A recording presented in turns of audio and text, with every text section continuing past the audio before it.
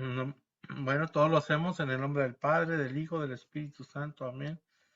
Señor, te damos gracias porque eres bueno, porque nos has juntado hoy este día para escuchar tu palabra, para tratar de entenderla, Señor. Pero necesitamos de ti, de tu sabiduría, de tu Santo Espíritu que nos unjas este día, Señor, para abrir nuestra mente y nuestros corazones a tu palabra, a tu amor, a tu misericordia, Señor.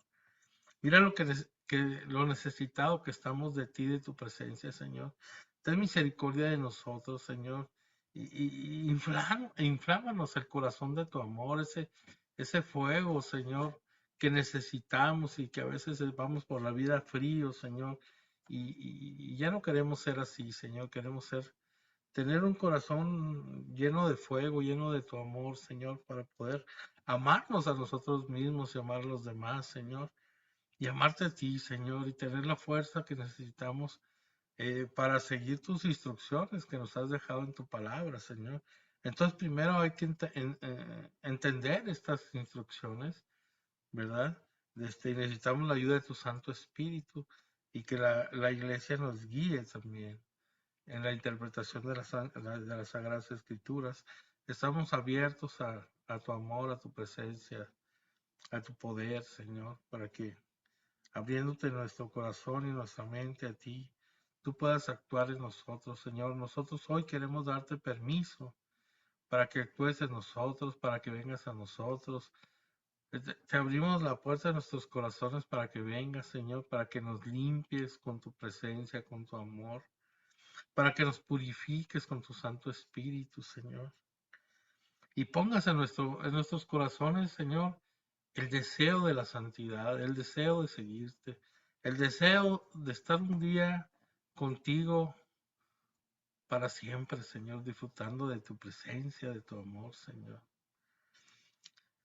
Mira, Señor, pues lo poca cosa que somos, Señor, y a veces sentimos que creemos en ti, a veces sentimos que tenemos fe, y sin embargo, en primer problemita ya andamos haciéndonos para atrás y ya andamos juzgando a los demás, ya andamos hablando de más cosas que haciendo cosas que no deberíamos hacer, Señor. Míranos cómo somos, Señor, y cómo necesitamos de ti, Señor. Por favor, ven a nosotros, haznos fuertes, Señor, para caminar contigo, Señor, hasta el cielo, Señor. A ti, Madre Santísima, te pedimos que nos acompañes en este caminar, que nos lleves de la mano hacia tu Hijo bendito, Madre. Protégenos con tu manto, llévanos hacia Él. Intercede en todo momento con Él, con tu Hijo, con el Santo Espíritu, para que seamos llenos de su presencia, de su amor, de su sabiduría y sus dones, que los necesitamos. Necesitamos convertirnos. Y a veces nosotros mismos, ¿no?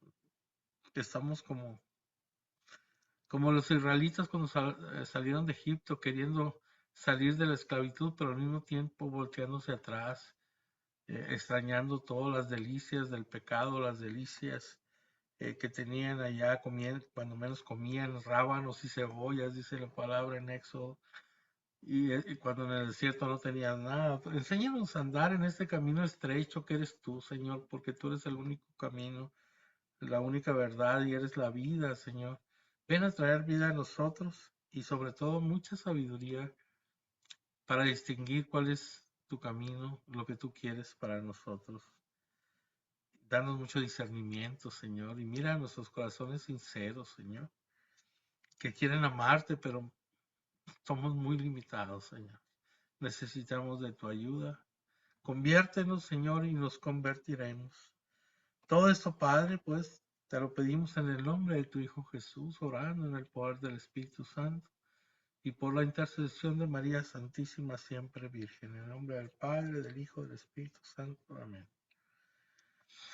Pues hermanos, vamos a ver el capítulo 6 de San Marcos, ¿verdad? Esta es la clase número 8 del Evangelio de San Marcos y vamos a ver Marcos, vamos a comenzar con Marcos 6 del 1 al 6. Y dice así el texto.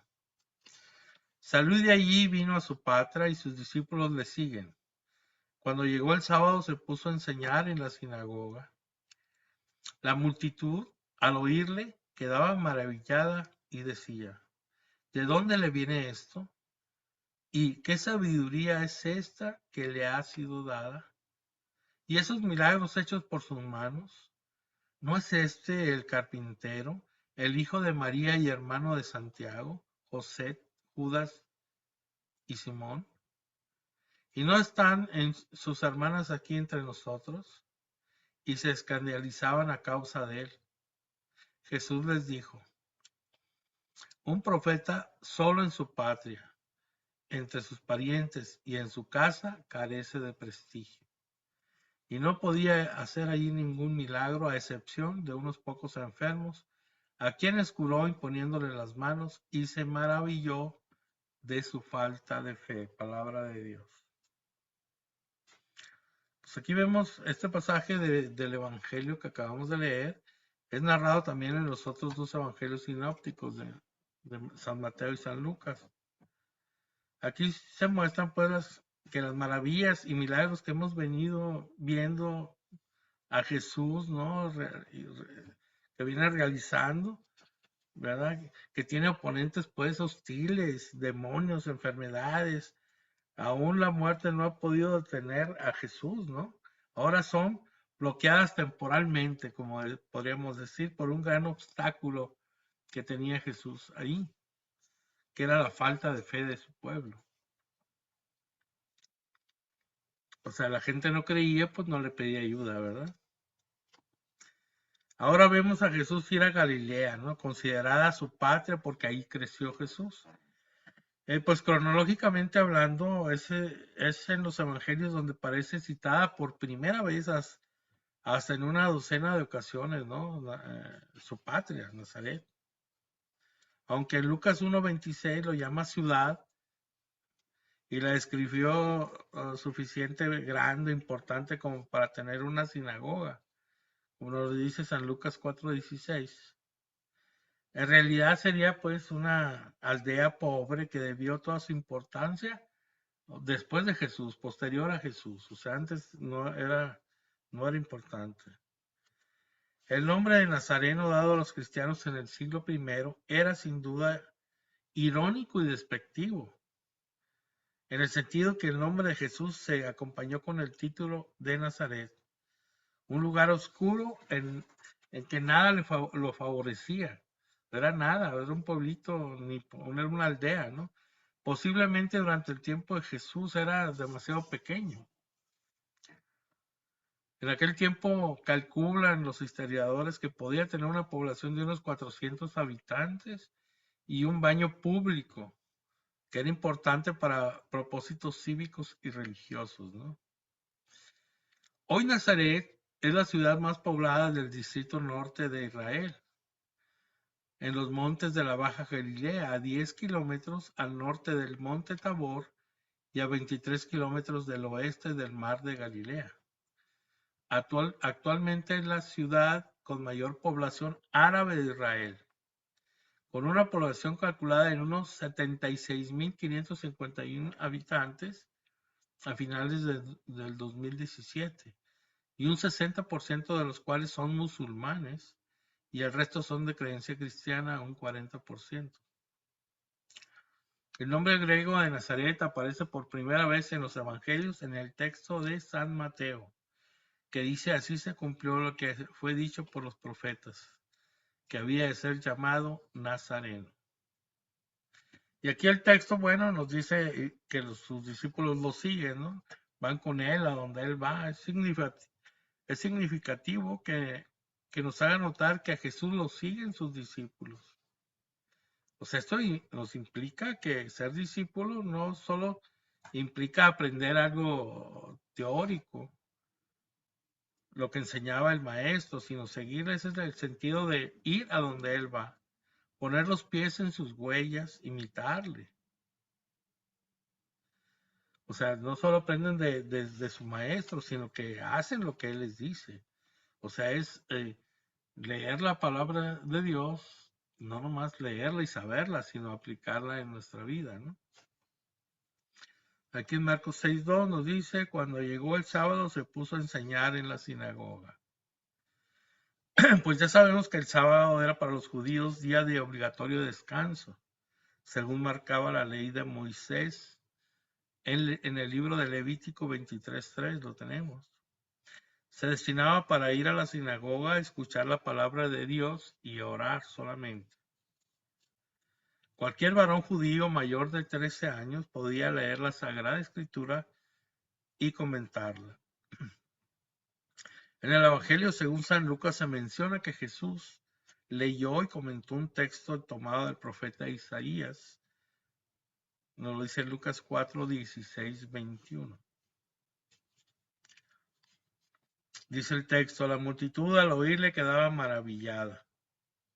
Aquí San Marcos nos hace notar que también aquí en la sinagoga hay una multitud que escucha a Jesús y que queda maravillada. Y que decía, ¿de dónde le viene esto? A la primera reacción favorable, al maravillarse, al maravillarse inicialmente surge una segunda reacción de duda, ¿verdad? De cuestionar cómo es posible que Jesús, a que conocen bien desde chiquito, no sea como todos. ¿Qué sabiduría es esta que le ha sido dada? Dice el texto. La gente reconoce que la sabiduría de Jesús le ha sido dada, pero aún así la cuestionan. Ponen en duda de que venga de Dios. Están planteando preguntas que tendrían que conducirlos a descubrir de dónde le viene a Jesús su sabiduría. ¿Quién es Él? Pero no están buscando verdaderas respuestas, solo están preguntando para expresar su desconfianza, ¿no? Desconfían de Él, lo conocen. Y luego preguntan, ¿y esos milagros hechos por sus manos? Pues ellos han oído hablar de los milagros de Jesús, ¿no? La sabiduría que dice aquí, que le ha sido dada, bueno, son hechos portentosos tan solo atribuibles a Dios, ¿no? Como lo dice el profeta Daniel en el libro de Daniel 2:20. Con frecuencia en la Sagrada Escritura se habla del poder del brazo, de la mano de Dios, como pues Éxodo 32:11. Los nazarenos no quieren creer en la sabiduría y el poder de Jesús. Empiezan cuestionando lo que sabe, ¿no? Luego lo que hace. Ponen en tela de Jesús sus enseñanzas y sus obras. Dicen, ¿no es este el carpintero? Marcos 6:3, ¿no? Pues saluden al oficio de José, ¿no? Como nos dice, por ejemplo, en San Mateo 13:55. Era común que los hijos heredaran el oficio de sus padres. No es sorprendente que tengan a Jesús por artesano, pues durante su vida oculta a los 30 años ayudaba a José a las tareas de carpintero, santificando así el trabajo manual. Cuando nosotros decimos carpintero, pues la palabra griega para carpintero es tectón, que puede significar también constructor o artesano, no solamente carpintero, ¿no? Y era una profesión pues bastante honorable, porque no nomás era carpintero, pues hacían muebles, hacía de todo tipo, ¿no? Y construía también. Lo que cuestionan no es que sea carpintero, sino que no pueden creer que un carpintero se puede esperar algo fuera del ordinario, ¿no? Carpintero, ¿verdad? Me imagino hacer una puerta, hacer esto y nada, como era un profeta o hacía milagros o lo que sea. Y le decían, si este es hijo de María, ¿no? En este evangelio de San Marcos es la primera vez que se refiere a María, Madre de Jesús, con su nombre. Confirma lo narrado en San Mateo 1:16, San Lucas 1:27-38. Y hermano de Santiago, José, Judas y Simón, ¿y no están sus hermanas aquí entre nosotros? Dice el texto.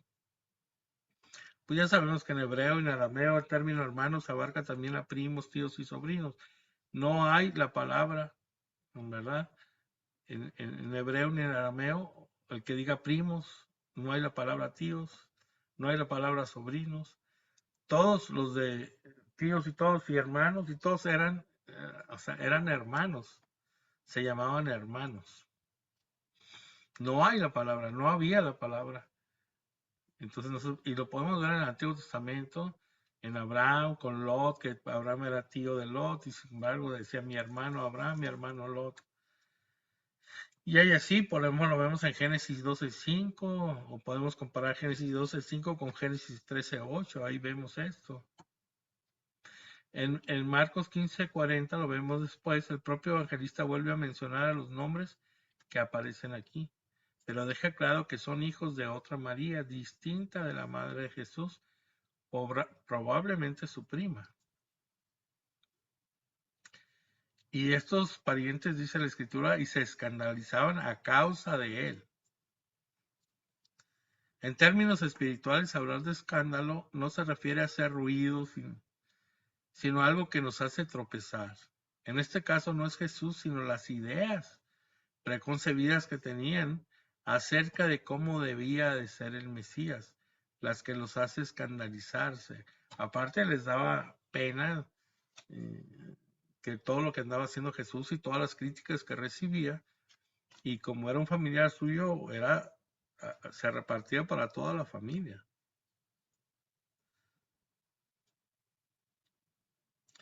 Así que vemos que es extraño que sea la cercanía de Jesús, del Dios hecho hombre, la que provoca que esta gente quiera alejarse de él. Dice Marcos 6:4, Jesús les dijo, un profeta solo en su patria, entre sus parientes y en su casa carecen de prestigio. Como dice el dicho basado en este texto bíblico, nadie es profeta en su tierra. Jesús se asume como profeta con las consecuencias que ello implica, el rechazo que suele recibir un profeta. Porque el profeta, recordemos, es el que habla de parte de Dios, y Dios suele tener algo que decirnos que nos podamos sentir incómodos, no nos gusta. Por eso los profetas no eran bien recibidos. A muchos los apedrearon, los corrieron, los asesinaron a pedradas, los mataron, ¿no? Pero el profeta no solo denuncia lo malo, también anuncia el amor, la misericordia, el perdón de Dios. Entonces comprobamos esto que dice Jesús cuando tratamos de evangelizar, por ejemplo, a nuestra familia, a los nuestros. Se sienten intimidados, molestos y suelen responder, ¿qué me vienes a decir tú a mí si tú tienes y tal cual defecto? Ya nos conocen bien. Yo te conozco, ¿verdad? Nos dicen. De Jesús, pues nadie conocía sus defectos porque no los tenía, pero sí estaban acostumbrados pues a verlo a diario, y se resistían a creer que hubiera algo grande en él, algo excepcional en él, ¿no? Como estaban acostumbrados a mirarlo por tantos años ahí. Pues así vemos como Cristo recibió la peor acogida precisamente entre aquellos que se creían más cerca de él y más cerca de Dios. Estaban en una sinagoga. No es el amor, sino la costumbre lo que nos hace ciegos. No hay ceguera peor que lo de la rutina. O sea, el ir a misa se nos vuelve rutina, es malísimo. El comulgar se nos vuelve rutina, eso es malísimo. O sea, cada comunión te vas acercando a recibir al Señor. Tu corazón debe latir más fuerte, estar emocionado, emocionada, a que vas a recibir al Señor, al Creador de cuanto existe, al que todo lo puede, el que murió por ti para que tú seas salvo, al Cordero de Dios que quita el pecado del mundo, que quita tu pecado, al pan vivo bajado del cielo, ese caminar en la fila hacia comulgar, es todo eso, en mi caso, mis pensamientos, de esa emoción de recibir al Señor, ¿no? Al Dios vivo. Entonces, cada día es diferente, pero siempre con la misma emoción, y no acostumbrarnos, ¿verdad? no acostumbrarnos a la misa, a que sea si estamos viendo que es la forma como le entregamos al Padre, al Hijo, a su Hijo, al Cordero de Dios, en ese altar, ¿verdad?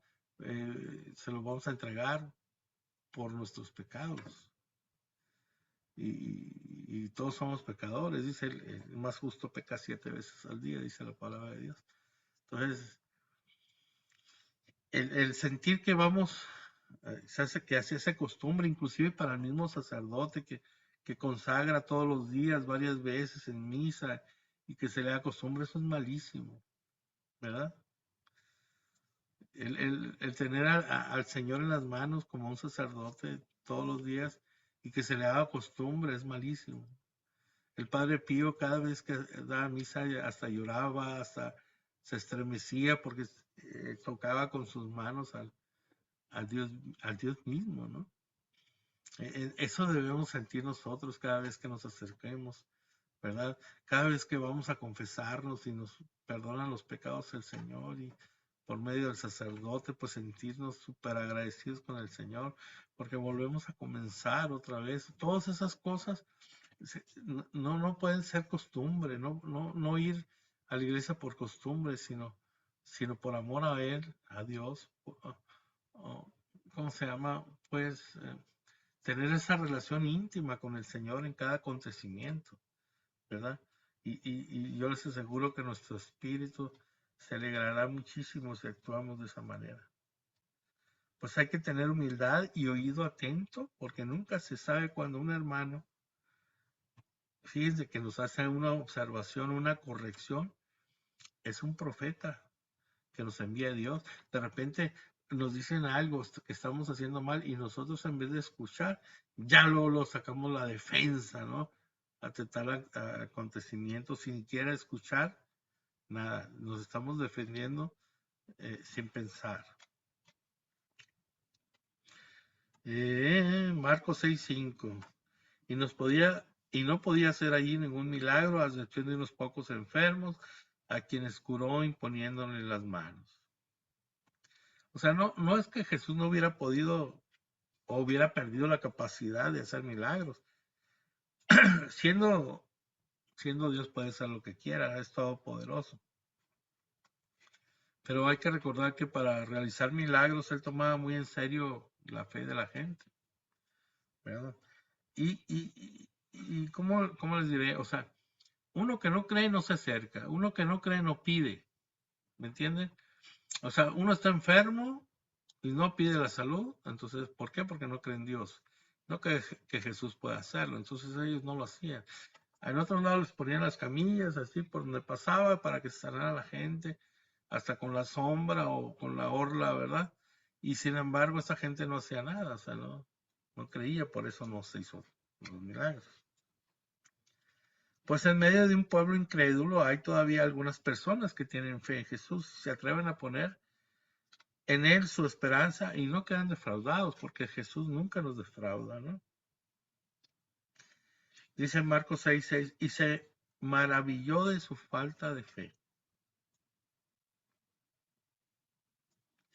Pocos renglones antes de este texto, leíamos que la gente se maravilló de Jesús, pero evidentemente fue algo superficial que no les caló por dentro, que no los movió a su conversión. Ahora tristemente es Jesús el que se maravilla, pero no por algo bueno, sino por que capta que no tienen fe. Acuérdense que Él es un caballero, Él no nos obliga, Él no fuerza la entrada ni echa abajo la puerta, ¿no? Mira, dice Apocalipsis 3:20, mira que llamo, que estoy a la puerta y llamo, y si alguno oye mi voz y me abre la puerta, entraré en su casa y cenaré con él y él conmigo. O sea, solamente el que le abre la puerta. Él está ahí siempre.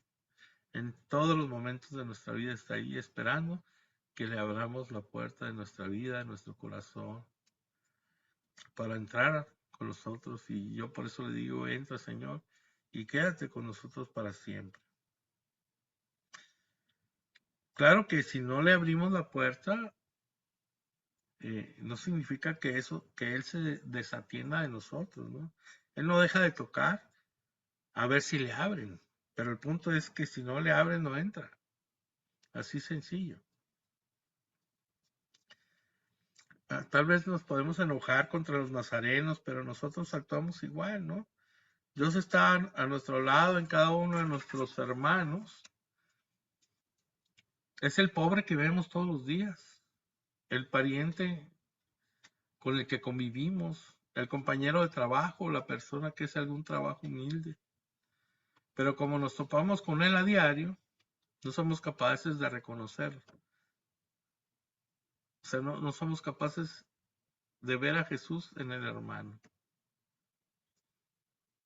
Porque, o sea, así como me ama a mí, así como te ama a ti, así ama a cualquiera. Por eso dice San Juan 1:11, vino a los suyos y los suyos no la recibieron. ¿Cuántas veces nos ha tocado la puerta de nuestro corazón el Señor también y no lo hemos recibido? Hemos tenido la oportunidad a lo largo de nuestra vida y le hemos cerrado la puerta, ¿no? Vamos ahora al texto Marcos 6. Vamos del versículo del 6b al 13. Dice, y recorría los pueblos del contorno enseñando.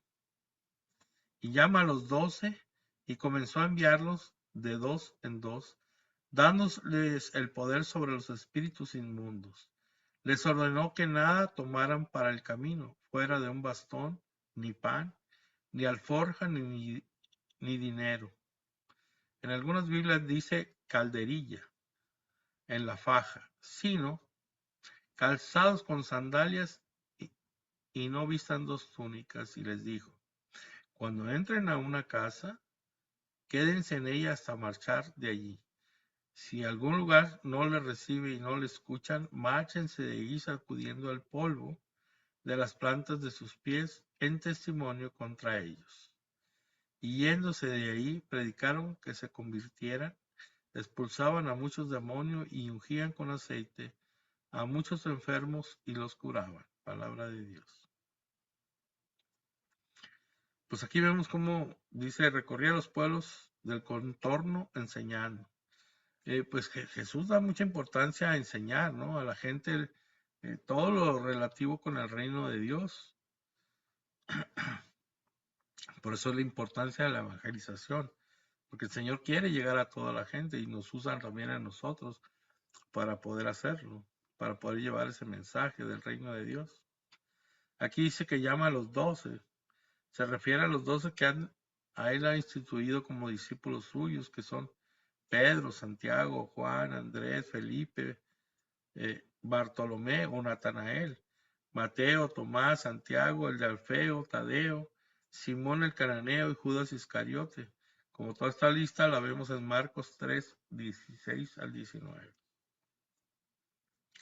Y comenzaron, dice, a enviarlos de dos en dos. Pues los 12 han escuchado la enseñanza de Jesús y se han presenciado suficientes milagros. Ahora les toca cumplir aquello para lo que Él los ha convocado, salir a anunciar la buena nueva, enviarlos, ¿no? Esa palabra es del griego que se llama apostelo, en donde se deriva apóstol, que significa enviado. Quienes siguen a Jesús no están destinados a permanecer como discípulos toda la vida, conformándose con aprender de Él. Han de dejarse enviar, ir de parte suya a anunciarlo al mundo. Pero tampoco podemos hacer al revés, que mucha gente sí quiere hacerlo. Ir a anunciar la buena nueva sin informarnos. O sea, nomás a lo que se nos viene a lo loco, a nuestra cabeza, sin saber qué decimos, ni qué dice la iglesia, ni qué dice la palabra de Dios, ni nada. Y no podemos evangelizar y no podemos ir a llevar esta buena nueva del Señor si ni siquiera la conocemos. Por eso, si los apóstoles duraron 3 años aprendiendo con Jesús, antes de ser apóstoles, entonces nosotros también debemos formarnos para para lo que hablamos, pues sepamos de lo que estamos hablando, de lo que quiere Jesús para nosotros y para los demás, ¿no? Y los manda de dos en dos, dice. Si recordamos, pues, en la ley establecía que para dar un testimonio válido en el Antiguo Testamento, se requería de 2 o 3 testigos para que tuviera validez eso, ¿no? Eso nos lo dice Deuteronomio 19:15. También que los discípulos fueran en pares era pues para ayudarse mutuamente, orar juntos, aconsejarse, corregirse, apoyarse, en fin, ¿no? Apoyarse en todo. Dice el texto, dándoles poder sobre los espíritus inmundos. Pues como vemos, Jesús expulsaba a los demonios, como nos dice Marcos 1:23 al 26, Marcos 5:2 al 13, y les comunicó su poder de exorcizar. Se los pasó. Asoció a sus discípulos a su lucha contra el maligno. Marcos 6:8 nos dice, les ordenó que nada tomasen para el camino. Bueno, pues aquí los enviados de Dios han de aprender a depender de Dios solamente. Para ser apóstol, para dejarse enviar, hay que tener la libertad de no estar apegado a nada. No ir arrastrando lastres que dificulten nuestro avanzar. Por eso es importante también, o sea, perdonar, porque es un lastre en nuestra vida que no nos deja seguir al Señor como se debe. No importa lo que nos hayan hecho. Tratar de perdonar con la ayuda de Dios cuando vemos que no podemos, porque al final de esto, nosotros, el que tiene algún odio y rencor en el corazón sufre más que la persona odiada, ¿no? La persona que uno odia puede estar feliz de la vida y uno con 20 años cargando con un rencor tremendo, ¿verdad?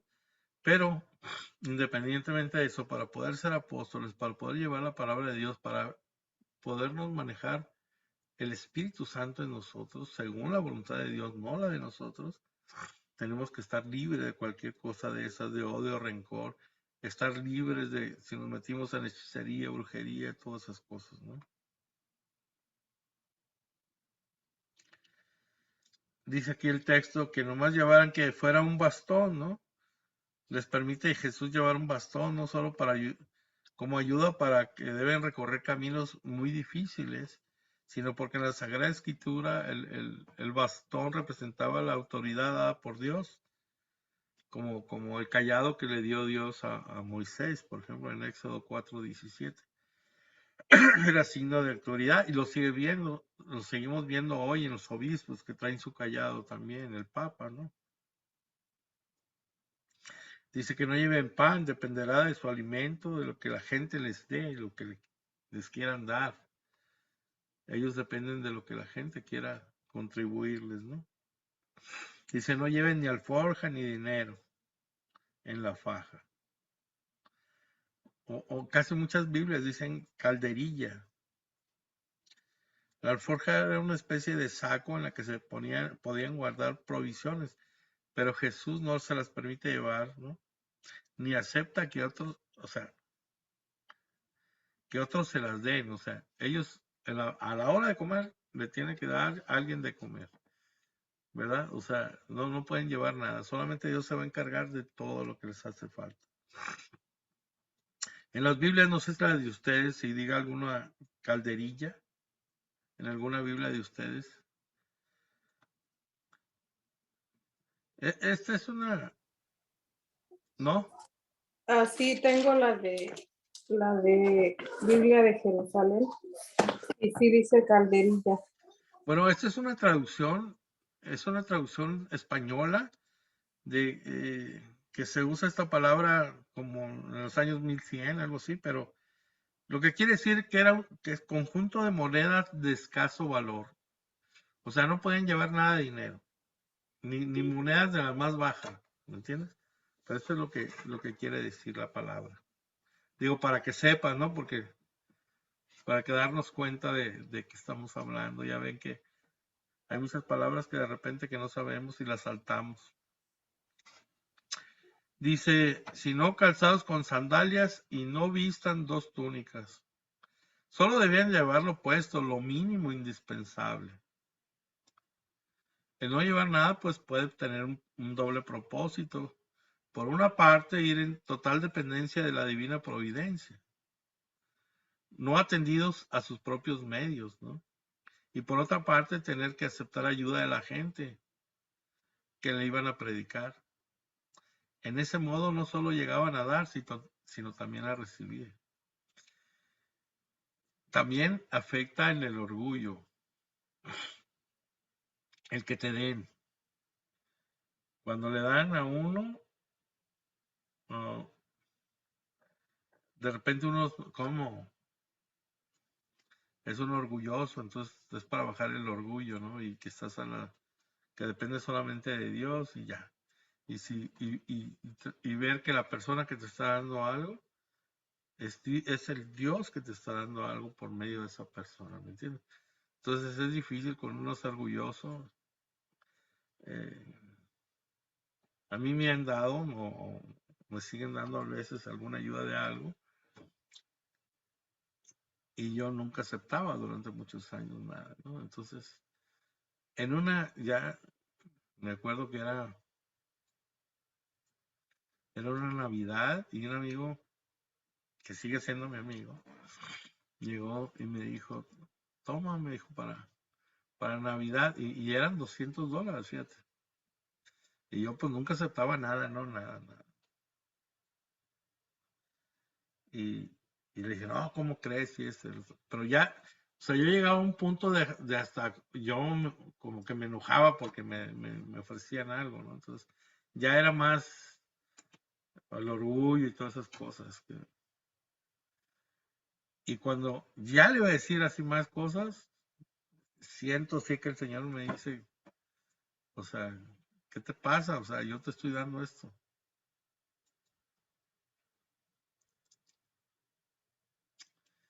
Y me quedé así, sin hablar, y ya, bueno, gracias y eso. Resultó que pasó Navidad y no sé qué problemas hubo en la familia y todo el rollo, que nos quedamos sin dinero para el fin de año. Y esos $200 fueron para salir con la comida, imagínense. O sea, pero también es como esto, nos sirve para el orgulloso que se te quite, para depender del Señor. Es algo muy difícil que yo, que he sido muy orgulloso y soberbio en mi vida, ¿no? También algunos de los apóstoles aquí lo eran, ¿no? Por ejemplo, Pedro tenía un negocio, eran empresarios, tenían unas barcas, se dedicaban a pescar, o sea, no es como lo queremos ver el día de hoy. Y está recibiendo, él siempre dando, ¿verdad? Y de repente está recibiendo, él siempre trayendo dinero en la bolsa y luego que le esté dando a la gente también, para muchos de ellos ha haber sido difícil. Y nosotros desde los años 2000 y algo que estamos, 2022, vemos en aquellos tiempos y creemos, ay, qué pobres pescadores. Bueno, era una empresa, no eran tan pobres, tenían su empresa, ¿no? Ay Dios, vamos bien despacio. Bueno, pues no llevar nada es por una parte confiar de que Dios proveerá, como dice San Pablo en la segunda de Corintios 9, del 8 al 10. Pero es también confiar en que si no provee lo que esperamos, porque esta es, o sea, nosotros pedimos y a veces si Dios no nos da lo que nosotros creemos que necesitamos, no nos gusta mucho, ¿no? En el momento que lo esperamos, lo queremos, a la hora que nosotros queremos. Pero eso no importa, ¿no? Porque de todos modos nos sostendrá su gracia, ¿no? Como dice San Pablo en Filipenses 4:11 al 13. Dice la palabra de Dios y le dijo, cuando entren en una casa, quédense en ellas hasta marchar de ahí. pues deben de aceptar la hospitalidad de la gente a la que predican, y en general en los pueblos judíos siempre había alguien dispuesto a hospedarlos porque era una ley, ¿no? En las Sagradas Escrituras Dios pedía amar a los forasteros y aceptarlos en sus casas y todo, lo dice el libro de Deuteronomio 10 del 17 al 19, era una ley que tenían. Marcos 6:11, si en algún lugar no lo reciben y no les escuchan, márchense de ahí, sacudiendo el polvo de la planta de sus pies en testimonio contra de ellos. Pues el apóstol debe saber que no siempre será bien recibido. Debe estar preparado para ello. Dice, sacudiendo el polvo, ¿no? Para los judíos el polvo de Israel era sagrado, como lo podemos ver en el segundo libro de Reyes 5:17 o en Isaías 52:2. Así que cuando regresaban a su tierra luego de un viaje, sacudían el polvo pagano de sus pies como un gesto para expresar que se distanciaban de los gentiles. Este gesto que hacían, el de sacudir los zapatos, las sandalias, pues buscaba llamar la atención de los que no lo recibieron, que se den cuenta de que se han cerrado a la conversión. Y dice la palabra de Dios, y yéndose de ahí, predicaron que se convirtieran. O sea, predicaban que se convirtieran, a que cambiaran, ¿no?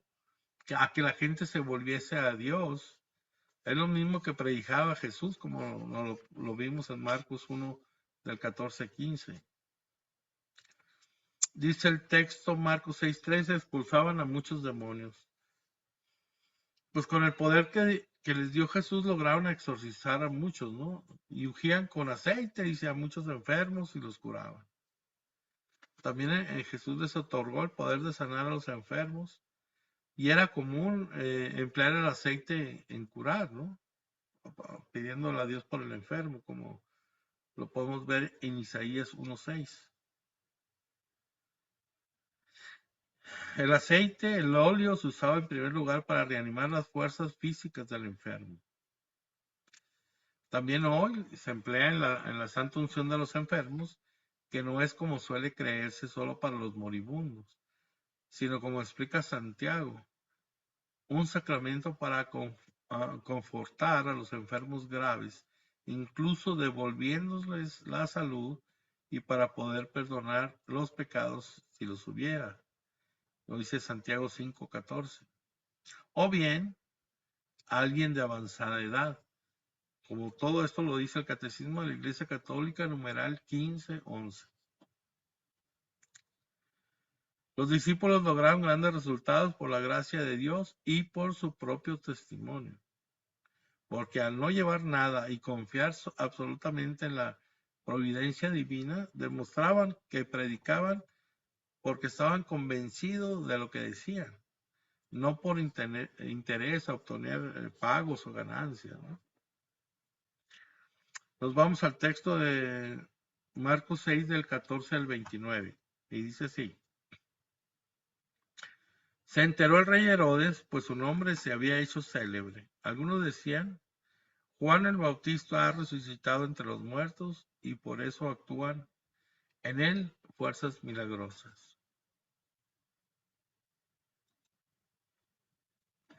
Otros decían, es Elías. Otros, es un profeta como los demás profetas. Al enterarse Herodes dijo, aquel Juan a quien yo decapité, ese ha resucitado. Es que Herodes era el que había enviado a prender a Juan y le había encadenado en la cárcel por causa de Herodías, la mujer de su hermano Filipo, con quien Herodes se había casado. Porque Juan decía a Herodes, no te está permitido tener la mujer de tu hermano. Herodías le aborrecía y quería matarle, pero no podía, pues Herodes temía a Juan, sabiendo que era hombre justo y santo, y le protegía, y al oírle quedaba muy perplejo y le escuchaba con gusto. Y llegó el día oportuno cuando Herodes, en su cumpleaños, dio un banquete a sus magnates, a los oficiales y a los principales de Galilea. Entró la hija de la misma Herodías, danzó y gustó mucho a Herodes y a los comensales. Noemí, apaga Perdón. tu micrófono, por favor, gracias. El rey entonces dijo a la muchacha, pídale lo que quieras y te lo daré. Y le juró, te daré lo que pidas, lo que me pidas, hasta la mitad de mi reino. Salió la muchacha y preguntó a su madre, ¿qué voy a pedir? Y ella le dijo, la cabeza de Juan el Bautista. Entrando al punto apresuradamente donde estaba el rey y le pidió, quiero que ahora mismo me des en una bandeja la cabeza de Juan el Bautista. El rey se llenó de tristeza, pero no quiso desairarla a causa del juramento y de los comensales. Al instante mandó el rey a uno de sus guardias con orden de traerle la cabeza de Juan. Se fue y le decapitó en la cárcel y trajo su cabeza en una bandeja y se la dio a la muchacha y la muchacha se la dio a su madre. Al enterarse sus discípulos vinieron a recoger el cadáver y le dieron sepultura. Palabra de Dios. Veremos ahora pues estos dos pasajes que están relacionados entre sí y que aparecen también en los otros dos evangelios sinópticos de Mateo y San Lucas. Aquí pues Jesús y Herodes. Aquí nos muestra San Marcos lo que algunas personas pensaban de Jesús, quién creían que era y también lo que pensaba Herodes. Dice el texto, se enteró el rey Herodes. Como los discípulos han salido de misión y se oye hablar de Jesús en todas partes y lo siguen gran muchedumbre, la fama de Jesús llegó a pues a oídos de Herodes, ¿no? Pues bueno, tenemos que aclarar que Herodes se refiere, ¿a qué Herodes se refiere Marcos? ¿Verdad? Pues hay muchos Herodes. Vamos a explicarlo, ¿no? Herodes el Grande, nacido en el año 73 antes de Cristo, que fue quien reinaba cuando nació Cristo. Construyó Samaria, el puerto de Cesarea, muchos templos paganos y el templo de Jerusalén. Se casó este rey con 10 mujeres. Mandó matar al abuelo, al hermano y a la mamá de unas de ellas. Y finalmente a esta y a 2 de sus hijos. Fue en quien mandó asesinar a los niños en Belén y a su vez murió asesinado por su hijo. Este era el que estaba cuando Jesús nació. Hay que acordar que el rey, Herodes de los judíos, no era judío. Lo pusieron los romanos como rey y lo trajeron de otro lado, que eran enemigos a muerte de los judíos y lo hicieron rey. O sea, él no seguía la ley de los judíos ni nada de eso, ¿ok? Para que entendamos, era como enemigo de los mismos judíos donde él era rey. Ahora tenemos a Herodes Arquelano, hijo de Herodes el Grande. Fue rey de muchas ciudades, se casó con la esposa de su hermano. Cuando gobernaba, José y María se fueron a vivir a Nazaret. Cuando muere Herodes el Grande, José y María y el niño Jesús se van ahora de Egipto a Nazaret. Herodes Antipas, hijo de Herodes el Grande y hermano de Herodes Arquelano, fue gobernador de la cuarta parte de Galilea y Perea, por lo cual era llamado tetrarca. Vivió con Herodías, la esposa de su medio hermano Filipo, lo cual le reprochó Juan el Bautista. A este Herodes comparecía a Jesús durante la pasión, como nos dice San Lucas 23 del 4 al 12. Pues su nombre se había hecho célebre, dice la palabra, ¿no? Se refiere al nombre de Jesús. Recordemos que ya en varias ocasiones ha dicho San Marcos que la fama de Jesús se había extendido y le seguía a una multitud, lo dice varias veces, como en Marcos 3, 7, 8. Dice el texto, algunos decían, Juan el Bautista ha resucitado entre los muertos y por eso actúa en él fuerzas milagrosas. Pues San Juan Bautista, que era el hijo de Zacarías y de Isabel, parienta de la Virgen María, como nos dice San Lucas 1, 5 del 25 o del 57, en el 66, o sea, nos habla San Lucas sobre todo esto y también Marcos 1 del 4 al 8. ¿De quién era San Juan Bautista? Aquí Marcos nos adelanta que Juan había muerto y que había quien creía que Jesús era Juan resucitado. Dice San Marcos en 6:15. Otros decían, es Elías. Elías fue uno de los grandes profetas, de los más grandes de Israel. La Sagrada Escritura decía que había sido arrebatado al cielo en un carro de fuego, como nos dice el segundo libro de Reyes, 2 al 11, y segundo de 2 al 11. Y estaba escrito en ese libro que algún día volvería a preparar los corazones para la venida del Señor. Era una manera simbólica de hablar. Jesús consideró que esa profecía se refería a Juan el Bautista. Nos lo dice San Mateo 17 del 11 al 13. Otros decían es un profeta como los demás profetas, ¿no? A lo largo pues de la historia de Israel hubo muchos profetas. Es decir, hombres que eran elegidos y enviados por Dios para ir a hablar en su nombre al pueblo y con frecuencia les concedía pues realizar prodigios o milagros. De ahí que hubiera alguien que pensara que Jesús era uno de esos tantos profetas. Sí, en cierta medida era profeta, pero no uno más, sino el profeta definitivo anunciado por Moisés en Deuteronomio 18:18. En tiempos de Jesús, las personas que habían oído hablar de Jesús, pero no se habían encontrado personalmente con él, no tenían idea de quién era. Y lo mismo sucede hoy. Hay en la gente hambre de conocer a Dios, de poder hablar, de ser escuchada por él, de acercarse a Él, pero desgraciadamente lo buscan en un lugar equivocado, en las sectas, en los cultos esotéricos, en religiones orientales, en toda clase de prácticas supuestamente espirituales, que no hacen más que desviar a quienes la realizan, ¿no? Y alejarlas más y más del encuentro con Jesús. Y entre más se alejan en todas estas cosas, es más difícil volver al Señor, porque también se crean muchas ataduras, andando recorriendo esos caminos, buscando a Dios en todos lados. El verdadero Jesús siempre está al alcance de nuestra mano, está en nuestro corazón, listo para entrar en nosotros. Está la posibilidad de extraordinaria de tener un encuentro más cercano, más íntimo, más personal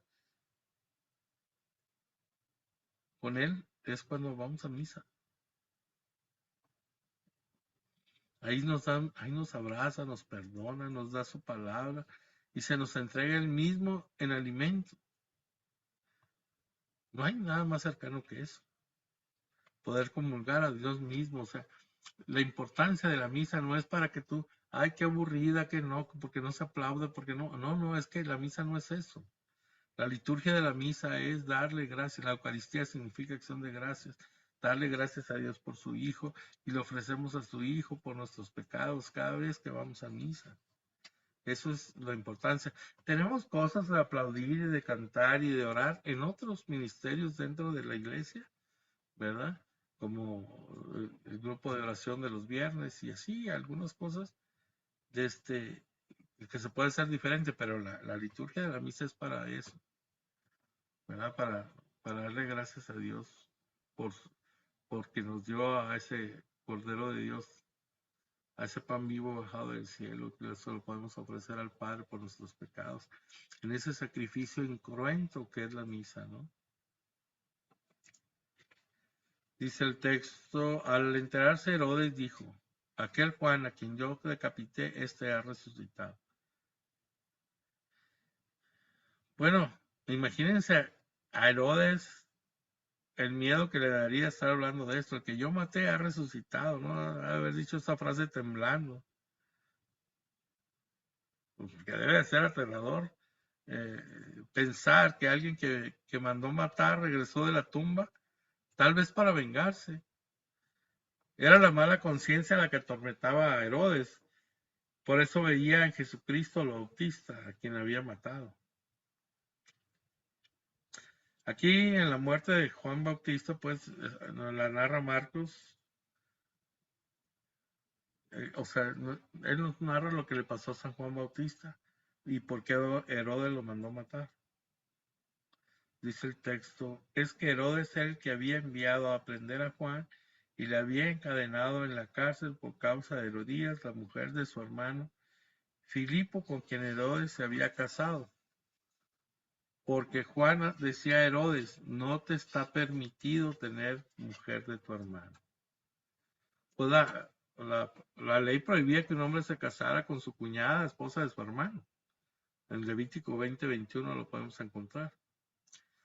Herodías era sobrina, cuñada y ahora también esposa de Herodes. Había estado casada con Filipo, hermano de Herodes, y vivía en Roma. Pero ante la posibilidad de ser la esposa de alguien tan poderoso como Herodes Antipas, no lo pensó dos veces, dejó a su marido y se casó con Herodes. Juan decía de Herodes, como Herodes era un hombre violento y poderoso, nadie se atrevía a corregirle o hacerle ver que había hecho algún mal, era muy poderoso.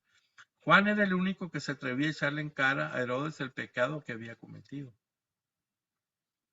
Dice el texto, Mateo 6:19. Herodías le aborrecía y quería matarle, pero no podía, pues Herodes temía a Juan, sabiendo que era hombre justo y santo, y le protegía. Y al oírle, quedaba muy perplejo y le escuchaba con gusto. Herodías odiaba a Juan porque temía que por lo que éste le decía a Herodes podía provocar que Herodes la dejara, y no estaba dispuesto a abandonar la vida de lujos y de lujos y poder, ¿no?, que llevaba junto a él. Quería matarlo, pero no se atrevía a hacerle nada contra él por temor a la reacción de Herodes, que le admiraba. Herodes consideraba que Juan era un hombre justo y santo, y por eso lo escuchaba con gusto, aunque lo que éste decía lo dejaba perplejo, es decir, desconcentrado, ¿no?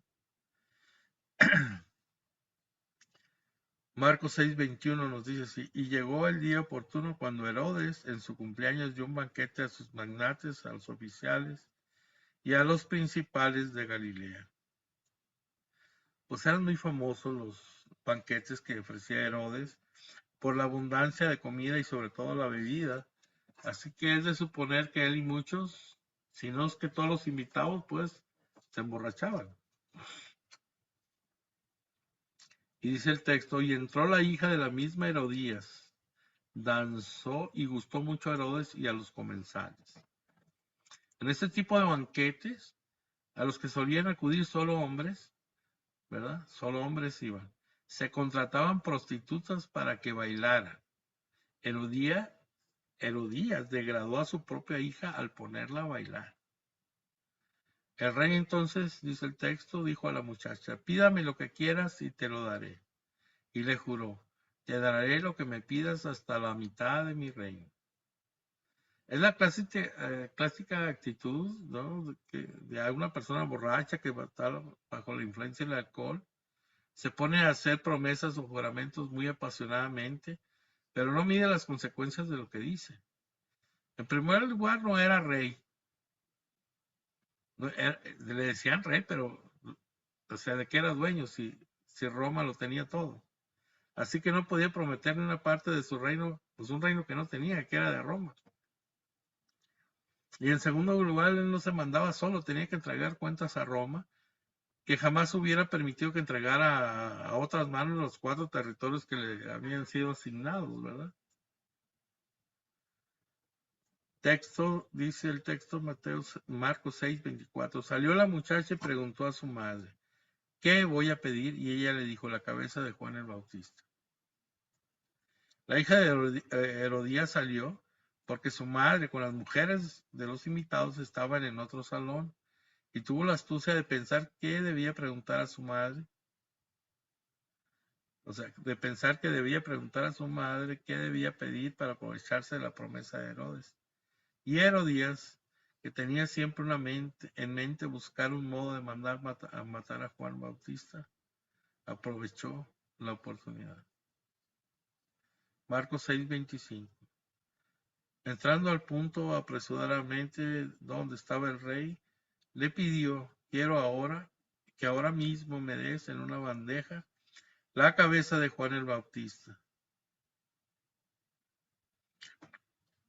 para que notemos cómo se precipitan los acontecimientos. Marcos emplea expresiones como al punto, o sea, diciendo apresuradamente, ahora mismo, ¿verdad? Marcos 6:26, el rey se llenó de tristeza, pero no quiso desairarla a causa del juramento y de los comensales, ¿no? Debe de haberse puesto un gran silencio ahí, ¿no? Seguramente Herodes y sus invitados pensarían que la muchacha pediría joyas o propiedades, incluso liberar a algún prisionero, pero esto, o sea, lo que pidió la muchacha era algo monstruoso, ¿no? Y por ello mismo el rey no estaba obligado a cumplirlo, pero, pero quiso hacerlo para lucirse con sus invitados y tal vez también pensando en conquistarse a esa muchacha y convertirse en suegro de su esposa. Total, ya era cuñado, tío y marido, ¿qué más le daba un título más? Cuando en un momento dado nos importa más el qué dirán que el qué dirá Dios, podemos cometer algo de lo que casi estamos seguros vamos a arrepentirnos. Yo muchas veces en mi vida hice cada destrozo porque quería demostrar lo muy macho que era, o no sé si demostrármelo a mí mismo, pero me dejé llevar por eso y cometí tantas cosas tan malas que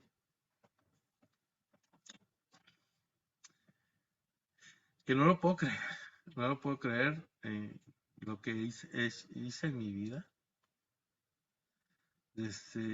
sin pensar, o sea, como este Herodes, todo lo que hizo no tuvo un stop, no tuvo un alto, sino mandó matar a San Juan Bautista nomás porque sí. O sea, yo en mi vida tomé decisiones que, ¿por qué lo hice? O sea, ya estaba en el camino y me dejé llevar por el camino y seguí. Y para que no me voy a rajar y órale, y así, aunque sean cosas que no estaban bien. Que, eh, que yo era para que estuviera muerto hace muchos años, ¿no? O sea, estoy todo balaceado y me balacearon muchas veces, unas me dieron, otras no, pero a veces dice uno, bueno, ¿cómo no puedes decir no? O sea, claro, en ese momento no pensaba yo en Dios ni en nada de eso, ¿no? Ni por mi mente me pasaba en Dios, pero es como caes en algo y te dejas llevar por la vida, por las cosas del mundo y no hay freno, no hay freno y sigues. Y sin embargo, el Señor tuvo misericordia de mí y aquí estoy todavía a mis 61 años, ¿verdad? Hablando con ustedes de alguna manera. Dice Marcos 6:27, y al instante mandó el rey a uno de sus guardias, con orden de traerle la cabeza de Juan. Nuevamente nos hace notar Marcos que esto sucedió al instante. Herodes no se da oportunidad para reflexionar, para pensarlo bien, lo hace.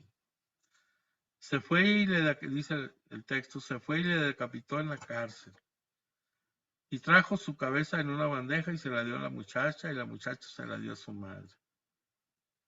Pues aquí vemos que la orden de Herodes se cumple inmediatamente, ¿no? Y con increíble sangre fría se presenta el guardia con la cabeza en una charola y con la misma sangre fría la muchacha se le entrega a Herodías, ¿no?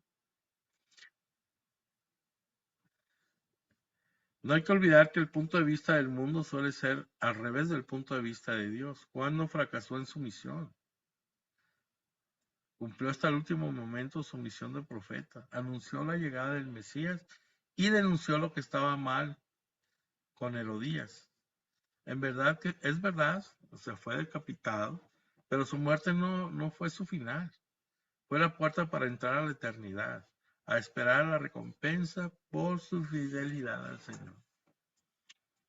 Podemos decir que San Juan Bautista fracasó porque le cortaron la cabeza y murió ahí, pero no.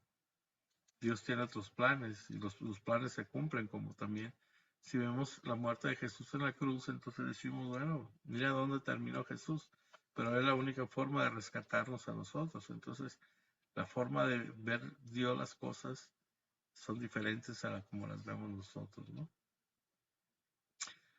Dice el texto, al enterarse, sus discípulos vinieron a recoger el cadáver y le dieron sepultura. Pues Herodes permitió que los discípulos de Juan fueran por el cadáver de este para sepultarlo, que fue hasta cierto punto una buena decisión, porque no se daba muy fácil esos permisos. Vamos al texto de Marcos 6, 30 al 44, dice así. Los apóstoles se reunieron con Jesús y le contaron todo lo que había hecho y lo que había enseñado. Y él entonces les dice, vengan también ustedes aparte, a un lugar solitario para descansar un poco. Pues los que iban y venían eran muchos y no les quedaba tiempo ni para comer. Y se fueron en la barca aparte a un lugar solitario. Pero les vieron marcharse y muchos cayeron en cuenta y fueron allá corriendo, a pie, de todas las ciudades y llegaron antes que ellos. Al desembarcar, vio mucha gente, sintió compasión de ellos, pues estaban como ovejas sin pastor, que no tienen pastor, y se puso a enseñarles muchas cosas. Era ya una hora muy avanzada cuando se le acercaron los discípulos y le dijeron, el lugar está deshabitado y ya es hora avanzada. Despídelos para que vayan a las aldeas y pueblos del contorno a comprarse de comer. Él les contestó, denles ustedes de comer. Ellos le dicen, ¿vamos nosotros a comprar 200 denarios de pan para darles de comer? Él les dice, ¿cuántos panes tienen? Vayan a ver. Después de haberse cerciorado, le dicen, 5 y 2 peces. Entonces les mandó que se acomodaran todos por grupos sobre la verde hierba. Y se acomodaron por grupos de 100 y de 50. Y tomando los 5 panes y los 2 peces, y levantando los ojos al cielo, pronunció la bendición. Partió los panes y los iba dando a los discípulos para que se los fueran sirviendo. También repartió entre todos los 2 peces. Comieron todos y se saciaron. Y recogieron las sobras, 12 canastos llenos, y también lo de los peces. Los que comieron los panes fueron 5,000 hombres. Palabra de Dios. Pues aquí vemos la primera multiplicación de los panes. Este milagro, pues, es el único narrado en los 4 evangelios. Después del relato sobre la muerte de Juan Bautista, San Marcos retorna el tema de la misión de los apóstoles y narra los momentos de su regreso. Luego comienza una parte del evangelio en la que San Marcos va revelando más acerca de Jesús a través de su relación con el tema que más adelante tendrá una importancia fundamental, el pan, ¿no? Con la que Jesús alimentará al nuevo pueblo de Dios. Marcos 6:30, los apóstoles se reunieron con Jesús y le contaron todo lo que habían hecho y lo que habían enseñado.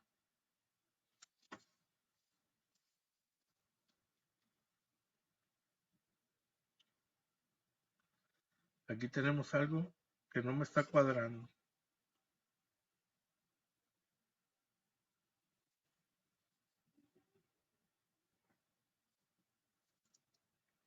¿Qué tienen ustedes, Julia, en...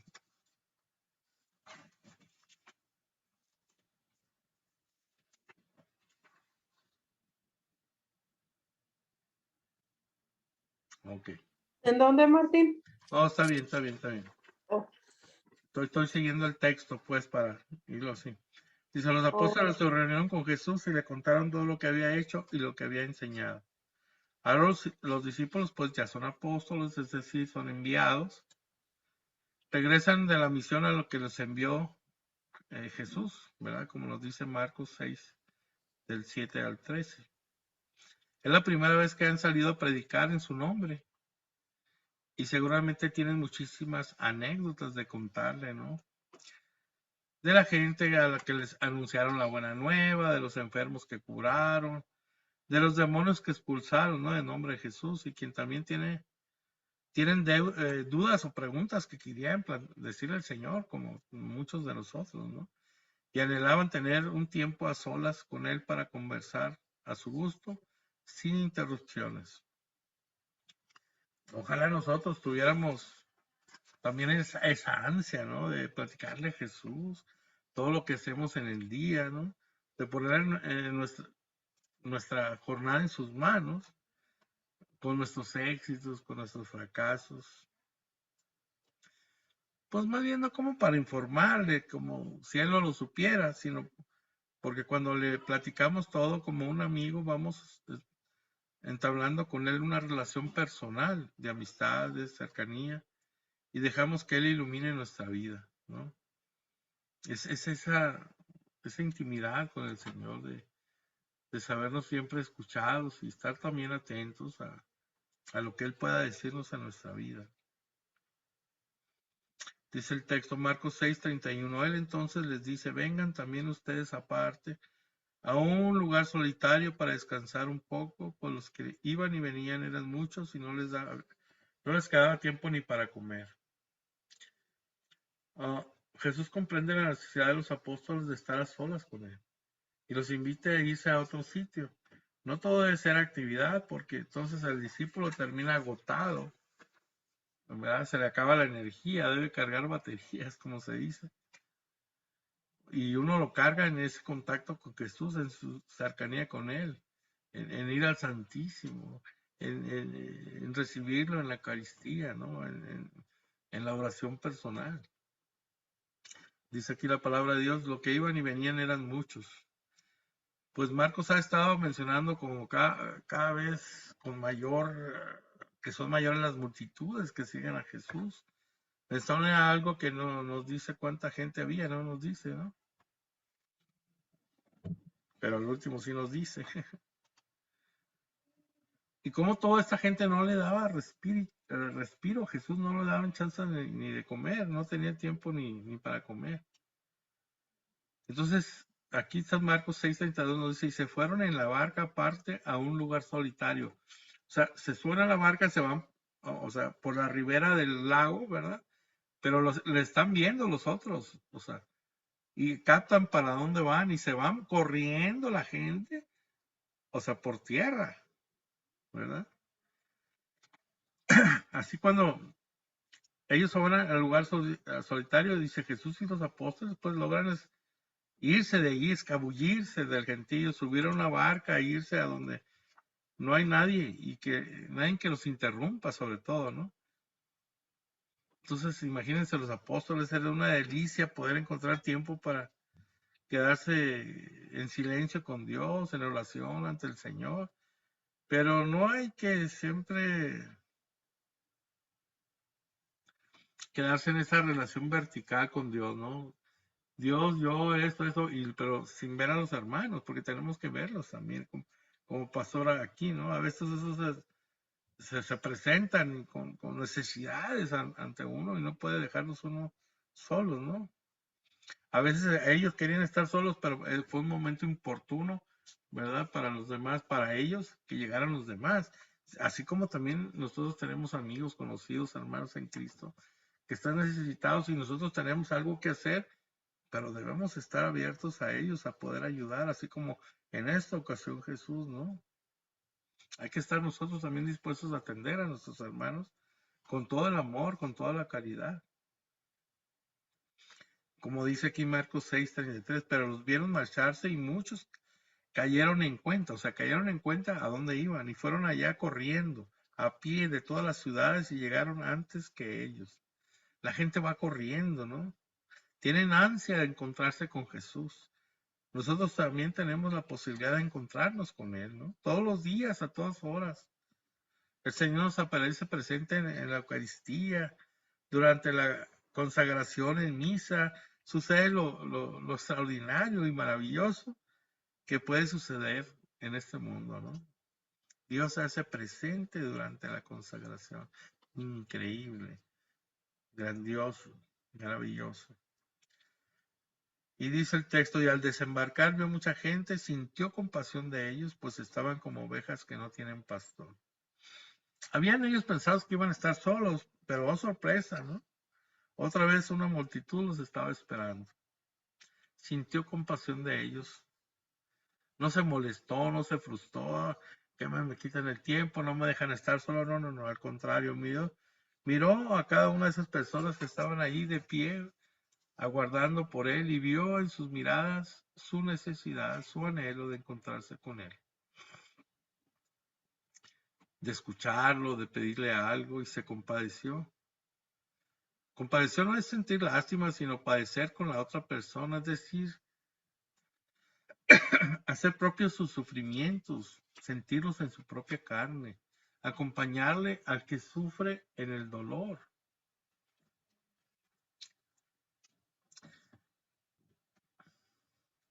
Pues como vemos, el Señor conoce todas las necesidades y sufrimientos de cada persona, ¿no? Dice, estaban como ovejas que no tienen pastor. En el libro de Números 27:17 se ve que Dios no permite que su pueblo esté como ovejas sin pastor, porque cuando las ovejas no tienen pastor se dispersan y pueden perderse y ser atacadas por los lobos. Acuérdense, Jesús es el buen pastor, lo vimos en el Evangelio de ayer. Jesús es el buen pastor, el Evangelio de Juan 10:1-18, que ama y vela por sus ovejas. Y se puso a enseñarles muchas cosas. Lo primero que suele hacer Jesús es alimentar a la multitud con su palabra, anunciarle la buena nueva del reino de Dios. También a nuestro alrededor, pues hay gente que está como ovejas sin pastor, con hambre de conocer a Dios, con sed de escuchar su palabra, con ansia de tener un encuentro personal con Él. Hay un mundo de muchos hermanos separados que no tienen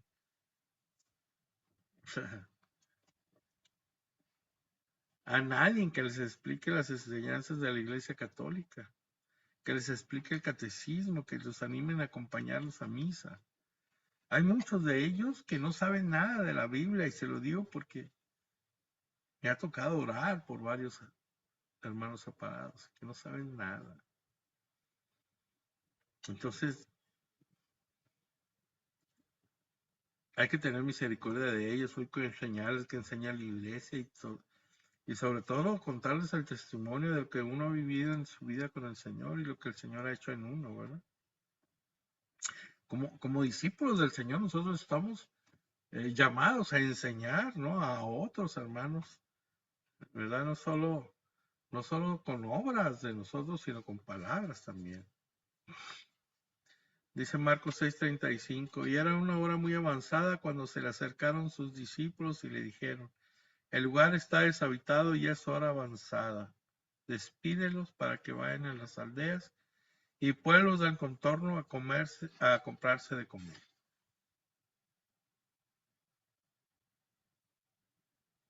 O sea, en el texto original no dice le dijeron, sino le decían, como implicando que le dijeron varias veces. Deshabitado puede ser en el desierto, pero había pasto, ¿no? Acuérdense. Los discípulos consideraron que un lugar deshabitado no se puede encontrar alimento, ¿no? Como podríamos pensar, obviamente. Olvidan que en la Sagrada Escritura se muestra cómo Dios se manifiesta en el desierto y alimenta a su pueblo. Eso lo vemos un montón de veces en Éxodo 16, Salmo 78, 15, Sabiduría, Isaías, ¿no? Dice el texto, Él les contestó, denles ustedes de comer. Imagínense que estuvieran ustedes en ese lugar y que le digan, denle de comer a 5,000 hombres. Y sobre todo, porque en aquellos tiempos se contaban nomás a los hombres, las mujeres y niños no contaban. Entonces eran 5,000 hombres sin contar mujeres ni niños. ¿Qué hubieras pensado? ¿Qué hubieras tú dicho? ¿O qué hubieran ustedes dicho, no? Para que si el Señor les dice eso, ¿verdad? Denles de comer, ¿de dónde sacamos, verdad? O sea, Jesús les pide lo que menos ellos esperan. Sea que su preocupación por la gente fuera genuina, o sea, o no, que se preocuparan por ellos. De todos modos, ellos pensaban desentenderse de ella, que Jesús las despidiera y que ésta se les arreglara como pudiera. Pero Jesús les voltea la jugada, ¿no? No les deja salirse por la tangente, los compromete.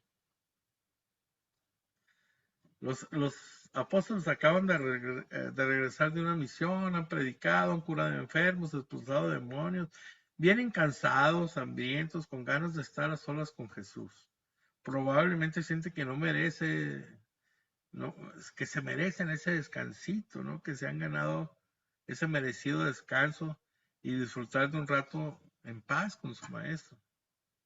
Tal vez piensan que ya hicieron mucho y Jesús les pide algo que parece imposible, que sigan dando, que no dejen de dar. Aunque piensen que no les queda nada.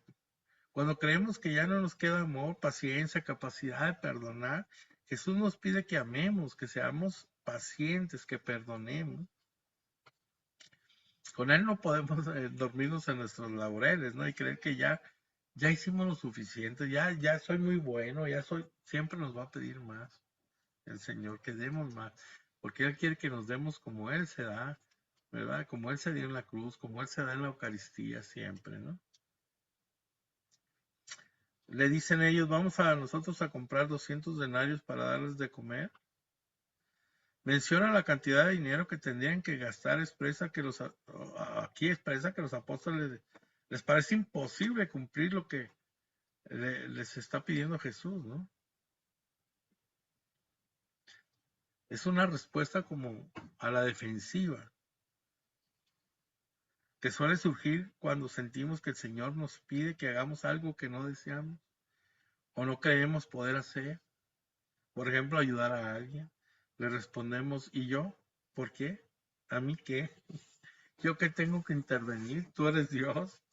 Encima de todo lo que hago y me pides además esto. Ponemos pretextos, demoramos el asunto, no lo queremos hacer, ¿no? Jesús les dice el texto 6, Marcos 6:38. Él les dice, ¿cuántos panes tienen? Vayan a ver. Jesús ya sabe lo que tienen, pero quiere que les quede claro que lo que tienen no alcanza. Dice, pues después de haberse cerciorado, le dicen 5 panes y 2 peces. Pues aquí los apóstoles le dicen a Jesús lo que tienen y evidentemente es demasiado poco. Nosotros, como los apóstoles, ¿no? Siempre andamos haciendo malos cálculos, creemos que podemos ya dar o ya no creemos que podemos dar nada. Calculamos que lo que tenemos apenas alcanza para nosotros. Creemos que nuestras provisiones particulares de compasión, de paciencia, de buena voluntad, de amor, ya se agotaron. No alcanza ni para nosotros mismos, mucho menos para dar a los demás. Y sin embargo, tenemos que llenarnos de ese amor en nuestro corazón para poder dar más todavía, pero llenarnos de Cristo, del amor de Cristo. El de nosotros es demasiado orgulloso, soberbio, egoísta y todo lo demás para poder darse como Él. Entonces nosotros tenemos que tener ese amor de Jesús en nuestro corazón para que con ese amor de Jesús podamos dar más de lo que tenemos y que sea el verdadero amor de Jesús en nosotros el que dé, ¿no?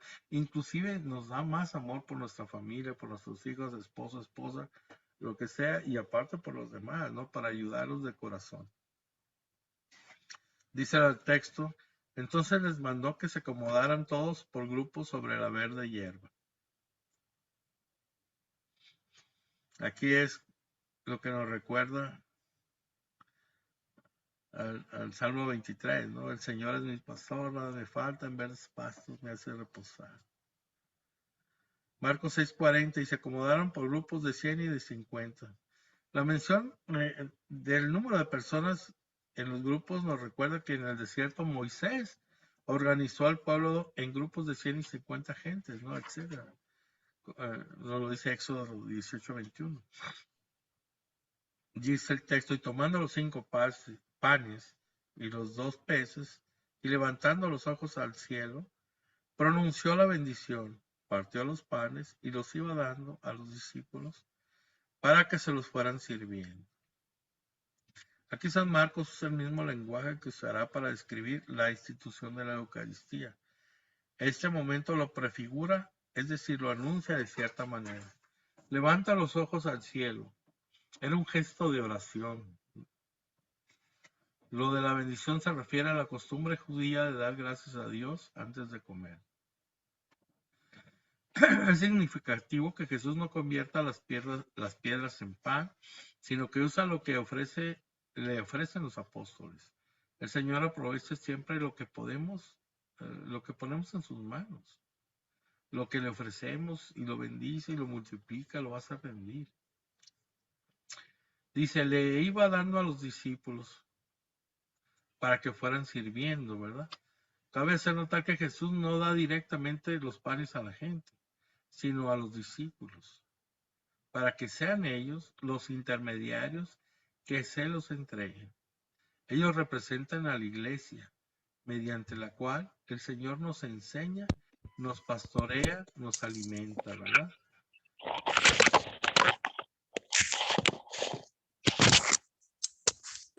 Hay quien dice Dios sí, iglesia no, pero eso no es lo que Jesús quiere. No quiere que nos conformemos con establecer una relación vertical con Él, según nuestros términos, un Dios y yo, y por fuera de la iglesia que Él fundó. En la iglesia encontramos pues a Jesús de un modo que es imposible encontrarlo por nuestra cuenta, porque es la relación vertical de Dios y yo, pero alrededor también. O sea, que lo que yo hago con el Señor se derrama a todos los que están a un lado mío. Recibimos el bautismo que nos hace hermanos suyos por medio de la iglesia, ¿no? Si no tenemos iglesia, no encontramos ese bautismo. Nos hace hijos adoptivos de su Padre. Recibimos el perdón de nuestros pecados. Perdón que Él autorizó a sus apóstoles a dar en su nombre. Y lo más importante de todo, en la Eucaristía, recibimos su cuerpo y su sangre. Fuera de la iglesia podemos amar a Jesús, pero nunca podemos unirnos a Él de un modo tan íntimo como lo hacemos cuando lo comulgamos. Dice el texto, también repartió entre todos los 2 peces. Jesús repartió también los peces, ¿verdad? Algunos teólogos modernos, de esos que no le dan mucho crédito a Dios y no creen que pueda hacer milagros, dicen que lo que narra aquí Marcos es un relato simbólico referido a la Eucaristía, que no sucedió en realidad. Pero si fuera simbólico, Marcos solamente hubiera mencionado el pan, no los pescados, ¿no? Y los otros evangelistas también. Recordemos que este milagro aparece en los 4 evangelios. Y en el de San Juan dice que la gente al ver el milagro querían que Jesús fuera su rey. Eso no hubiera sucedido si simplemente se hubieran tratado de un caso de alimenticio, ¿no? De alimentos compartidos. La verdad es que sucedió algo extraordinario, no simbólico, sino histórico. Algo que impactó tanto a la comunidad como a los 4 evangelistas, ¿verdad? Que lo registraron todo. Marcos 6:42, comieron todos y se saciaron, y recogieron las sobras, 12 canastos llenos y también los peces, de los peces. El alimento repartido por Jesús no solo alcanzó, sino sobró, ¿no? 12 canastos, pues es un número significativo, 12 eran las tribus de Israel, y ahora son 12 los apóstoles que constituyen el nuevo pueblo de Dios. Dice aquí el texto, los que comieron los panes fueron 5,000 hombres. En el número 5 representa en el pueblo judío, recordemos el Pentateuco. Penta significa 5. En el Pentateuco está contenida la historia de los orígenes de Israel y la ley de Moisés. El número 1000 significa plenitud. 5000 expresa que con Jesús el pueblo que participa del banquete del Señor. Como dice primero libro de Reyes 22, 17a. Alcanza su plenitud todo el que está con Jesús en el banquete con Jesús alcanza su plenitud, ¿no? Lo sucedió aquí recuerda lo narrado en los dos relatos del Antiguo Testamento. Primero, cuando Dios alimenta a su pueblo con el maná en Éxodo 16, Jesús es comparado con Moisés. Es el nuevo Moisés que viene a guiar a su pueblo a un nuevo éxodo para sacarlo de la esclavitud, del pecado y de la muerte y llevarlo a la tierra prometida, a la salvación, al cielo. 2. Cuando Luceo multiplicó unos panes en el segundo libro de Reyes 4, 42 al 44, la diferencia es que en el relato de Eliseo, 20 panes sirven para alimentar a 100 personas, mientras que en el relato sobre Jesús, 5 panes alimentaron a 5,000. No hay comparación. Él es más grande que todos los profetas del Antiguo Testamento, ¿no? Nos vamos al texto 6:45 al 52. Inmediatamente obligó a sus discípulos a subir a la barca e ir por delante hacia Betsaida, mientras él despedía a la gente. Después de despedirse de ellos, se fue al monte a orar. Al atardecer estaba la barca en medio del mar y él solo en tierra. Viendo que ellos se fatigaban remando, pues el viento les era contrario, a eso de la madrugada viene hacia ellos caminando sobre el mar y quiere pasarles de largo. Pero ellos, viéndole caminar sobre el agua, creyeron que era un fantasma y se pusieron a gritar, pues todos le habían visto y estaban turbados. Pero él, al instante, les habló, diciéndoles, ánimo, que soy yo, no teman. Subió entonces junto a ellos a la barca y calmó al viento y quedaron en su interior completamente estupefactos, pues no habían entendido lo de los panes, sino que su mente estaba embotada. Palabra de Dios. Este pasaje, Noemí, tu micrófono está abierto. Oh my gosh. Perdón. Este pasaje aparece también en los evangelios de San Mateo y de San Juan.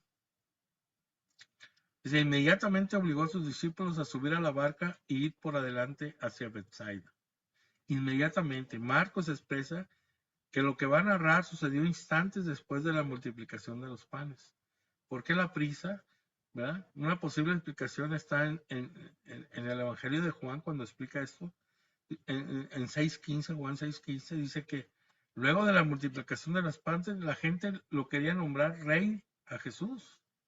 Y como él no deseaba eso, no pierde tiempo para irse de ahí.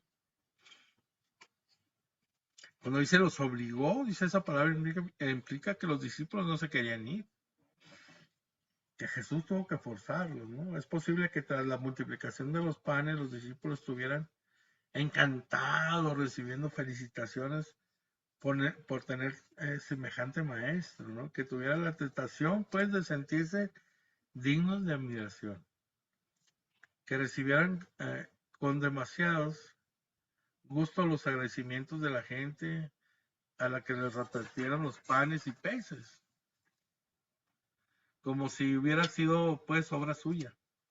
De esa tentación los rescata Jesús, ¿no? Obligándoles a marcharse.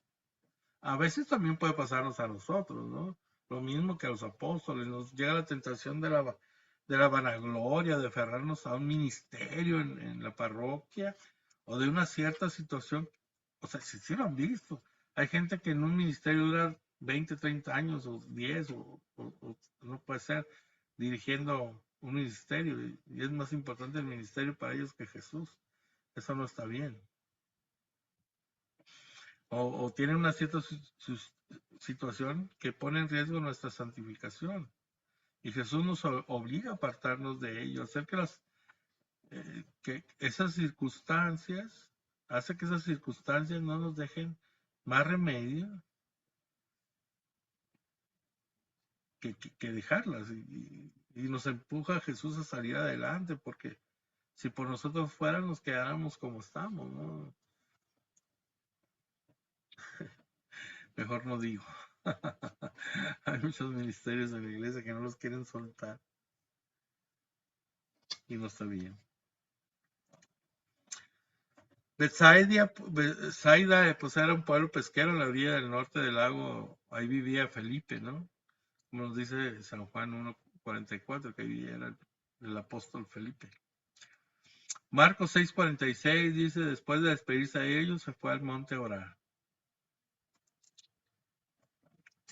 Luego de estar pues con muchísima gente, rodeados, con mucho júbilo y todo, estuvo rodeado por miles de personas, Jesús busca el silencio y soledad para orar. Aquí Marcos menciona 3 veces en su evangelio que Jesús se va solo a orar, como nos dice Marcos 1:35 y Marcos 14:42, además de este pasaje.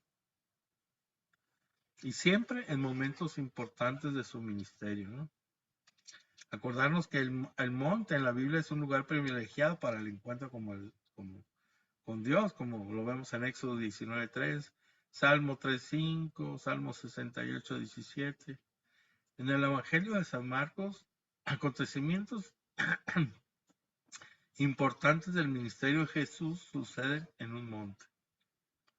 Así nosotros debemos buscar la oportunidad de recogernos, hacer silencio, para entrar en comunicación en ese diálogo íntimo con Dios.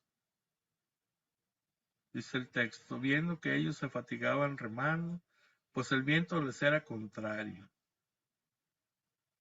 Jesús no pierde de su vista. Él iba por tierra, él estaba en la tierra, ellos iban en el mar, pero no pierde su vista a sus apóstoles. Advierte de sus fatigas, ¿no? Y dice aquí, y a eso viene hacia ellos caminando sobre el mar.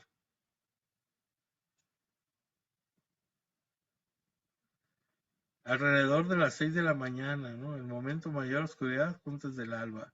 En algunas Biblias dice la cuarta vigilia de la noche, no sé si lo tengan ustedes, pero dice es alrededor de las 6 de la mañana, ¿verdad? Cuando Jesús les sale, viene hacia ellos caminando sobre el mar. Jesús camina sobre las aguas y se dirige a la barca donde están sus apóstoles. Jesús quiso dar a sus apóstoles otra prueba más de su divinidad y su poder. Camina sobre lo que sus apóstoles consideraban las fuerzas del mar. Les demostraban de manera palpable que Él estaba por encima de ellos, que podía dominarlas, ¿no? Dice, quería pasar de largo, dice el texto. El término pasar de largo equivale a pasar junto a, ¿no? Se usa en la Sagrada Escritura para indicar el paso de Dios. Lo vemos en Éxodo 33, 18, 19, cuando pasó a lo largo de donde estaba Moisés. Marcos 6:49 nos dice, pero ellos viéndolo caminar sobre el mar, creyeron que era un fantasma y se pusieron a gritar, pues todos le habían visto y estaban turbados. Los discípulos no esperaban que Jesús caminara sobre las aguas. Al ver en la noche esa figura que se acercaba a ellos, se llenaron de pánico. Afirma aquí San Marcos que todos los vieron, ¿no? Para dejar establecido que todos ellos fueron testigos de lo que estás narrando. Dice el texto, pero él al instante les habló diciéndoles, ánimo, que soy yo, no teman. Jesús pues siempre se apresura a tranquilizar a sus apóstoles y usa el yo soy con que Dios se dio a conocer a su pueblo, ¿no? Yahvé, yo soy. Como lo dice Éxodo 3:14, Isaías 14:10. Son 3 frases que nos determinan también a nosotros, Jesús. También nos lo dice a nosotros, Jesús siempre. Ánimo, que soy yo, no teman. San Francisco de Sales nos decía, no te preocupes por lo que pueda ocurrir mañana. El mismo Padre Eterno que cuida de ti hoy, se encargará de ti mañana y todos los días. te protegerá del sufrimiento o te dará la fuerza para soportarlo. Eso dice San Francisco de Sales. Dice el texto, subió entonces donde ellos a la barca y calmó el viento. Junto a ellos a la barca y calmó el viento. La barca sin Jesús pues no avanzaba. En cuanto él subió a la barca, cesó el viento que le era contrario. Así como Jesús subió a la barca de Pedro y animó el viento, amainó al viento, perdón. Jesús sigue pues en la barca de Pedro, que es la iglesia. Y cuando nos encontramos con él en los sacramentos, amaina el viento de nuestras tormentas interiores. Cuando recibimos su perdón en la confesión, cuando escuchamos su palabra, cuando lo contemplamos y lo recibimos realmente presente en cuerpo y sangre, alma y divinidad en la Eucaristía, pues nos llenan de paz y de consuelo. Y ellos quedaron en su interior completamente estupefactos, dice la palabra. O sea, los apóstoles ya lo habían visto calmar una tempestad. ¿Por qué quedaron entonces tan sorprendidos? Aquí nos lo aclara San Marcos. Pues no habían entendido lo de los panes, sino que su mente estaba embotada. Entonces aquí nos podemos preguntar qué tiene que ver los panes con que Jesús camine sobre el agua, ¿verdad? Pero es que de haber entendido los discípulos el acontecimiento en el lugar, ¿verdad?, solitario de los panes, también habrían podido explicarse la aparición nocturna de Jesús en el lago. Quiere decir que Jesús lo puede hacer todo, ¿verdad? O sea, su mente estaba todavía. ¿Cómo hizo lo de los panes? ¿Cómo pudo haber hecho de los panes? No entendían lo de los panes. No les caía el 20 que era Dios, que puede hacer lo que sea. Y por eso no entendieron que caminaran, ¿no?, sobre el lago de Galilea. Dice Marcos 6, 53 al 56. Terminada la travesía, llegaron a tierra en Genesaret y atracaron. Apenas desembarcaron, le reconocieron enseguida, recorrieron toda aquella región y comenzaron a traer a los enfermos en camillas donde oían que él estaba y donde quiera que entraba. En pueblos, ciudades o aldeas, colocaban a los enfermos en las plazas y le pedían que tocara siquiera la orla de su manto, ¿no? Y cuantos la tocaban quedaban salvados. Este pasaje también lo tenemos en el Evangelio según San Mateo. Es una muestra de lo que puede lograr un testimonio de alguien que comparte lo que Jesús ha hecho en su vida. Fíjense, terminada la travesía llegaron a tierra de Genesaret y atracaron. ¿Se acuerdan? ¿Verdad? ¿Se acuerdan de esto que ya lo vimos? Se suponía que habían embarcado hacia Betsaida, como nos dice Marcos 6:45, y atracaron en otro lado, en una región que ya habían visitado antes, que lo vimos en Marcos 5:1-19. Notemos que nadie le dice a Jesús, Maestro, ¿no se suponía que íbamos a Betania? ¿Por qué estamos aquí? Ellos confían en Él. Se ponen eternamente en sus manos. Aunque de momento no entienden nada, ni sepan por qué lo hizo, atracan aquí donde no se lo esperaban.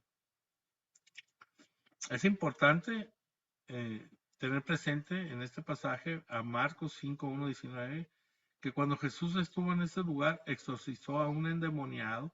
Los demonios penetraron a unos cerdos que ya vimos, que se ahogaron arrojándolos al lago. Los habitantes de aquel lugar le rogaron a Jesús que se fuera y él aceptó, acuérdense. Pero no fue así nada más. Dejó a alguien, al ex endemoniado, para que diera testimonio de lo que Jesús había hecho con él. Y este pasaje nos va a mostrar el poder evangelizador que puede tener una sola persona. Su ejemplo nos ayudará a no desestimarnos pensando que nosotros solos no podemos lograr gran cosa.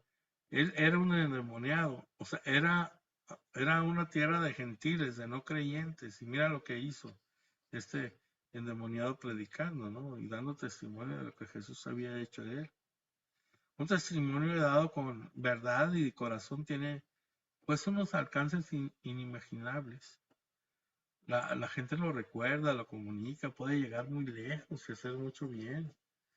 Por eso a veces es, bueno, más bien siempre es importante dar ese testimonio de la relación de que el Señor ha hecho en nosotros, de las maravillas que ha hecho en nosotros, en nuestro cambio, en nuestra vida.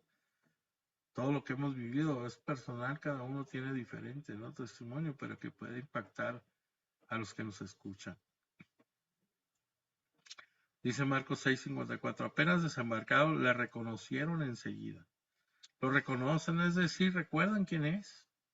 Parte de la extraordinaria efectividad del testimonio del ex endemoniado era sin duda que la gente notaba cuánto había él cambiado, que lejos estaba de ser del que había sido, del que corría por las piedras y se golpeaba y que andaba desnudo y que con alaridos y todo eso.